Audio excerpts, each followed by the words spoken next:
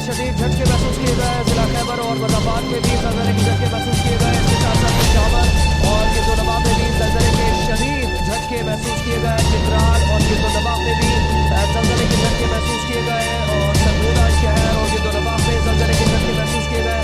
मालाकंद और गिरदोनवा में भी इस्लामाबाद में ज़लज़ले के झटके महसूस किए गए हैं।